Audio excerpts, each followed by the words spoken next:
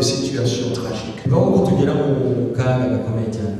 Et lorsqu'il ne reste plus d'espoir, il reste encore la foi comme solution. Parce que vous savez, la foi ne peut pas être active si vous avez déjà la solution. Pourquoi devez-vous avoir la foi?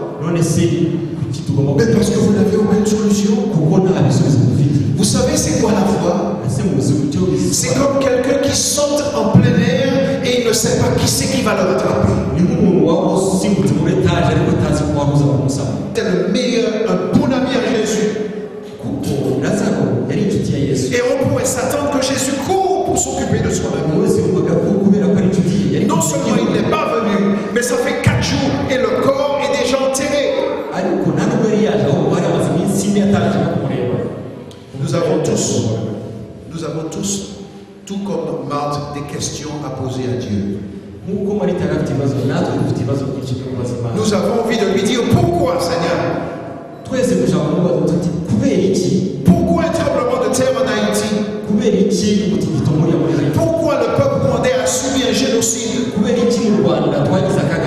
Pourquoi au Kenya il y a des violences après les élections et que des centaines d'enfants sont orphelins? Pourquoi mes parents ont divorcé? Pourquoi mon frère est mort dans un accident? Pourquoi ma cousine est morte d'un cancer? Pourquoi j'ai été trahi? Ou pourquoi mon oncle m'a violé? Et on peut continuer avec les pourquoi. Et la situation de la famille de Lazare paraissait complètement pourrie. Une situation irrécupérable. Impossible. On ne peut même pas imaginer trouver une solution. Mais la bonne nouvelle, vous qui m'écoutez ce matin, c'est que Dieu n'est pas limité. Dieu n'est pas intimidé par l'énormité des problèmes. Dieu n'est jamais pris au dépourvu. Quel que soit le problème que vous avez ce matin, quelle que soit la situation que vous avez pu vivre, Dieu est capable de vous soulager. Dieu est capable de vous donner la victoire. Et la plus belle victoire qu'il peut vous donner, ce n'est pas une victoire sur cette terre. C'est une victoire là-haut avec lui. Où il dit, vous allez retrouver tous ceux que vous avez perdus. Ceux qui vous ont été happés par la mort, vous allez les retrouver. Si vous avez subi de l'injustice, il n'y aura plus d'injustice. Il n'y aura plus de maladie là-bas. Il n'y aura plus de cancer là-bas. Il n'y aura plus de génocide là-bas. Il n'y aura plus de violence. Parce que Dieu dit, je vais créer de nouveaux cieux et de nouvelles terres. Le problème, c'est que le temps de Dieu, ce n'est pas notre temps. La logique de Dieu est différente de la logique. Il n'y a rien qui peut résister à Dieu. Une perte de sang, il suffit de le toucher, c'est réglé. Un mort depuis 4 jours, il l'appelle et il sort. Dieu est tout puissant.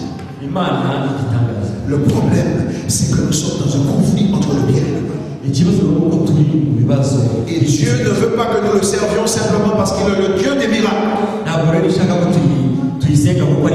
Il veut que nous le servions parce qu'il est le Dieu d'amour. Et qu'il viendra un jour pour mettre fin à tout ça. Que le Seigneur vous bénisse ce matin.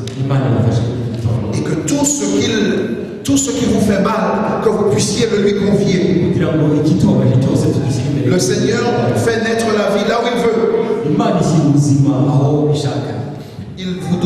Il vous donnera du courage. Et là où il y a la tristesse, il va amener la joie.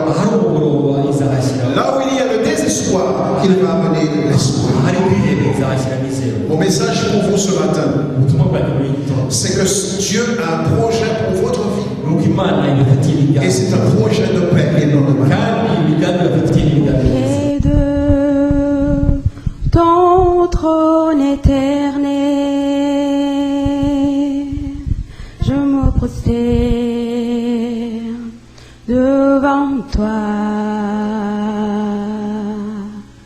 Tu règnes sur la terre et les cieux. Tu es assis à la droite de Dieu. Sois exalté, toi l'agneau de Dieu, aujourd'hui et à jamais. Sois couronné de mes louanges, ta majesté remplit ce lieu.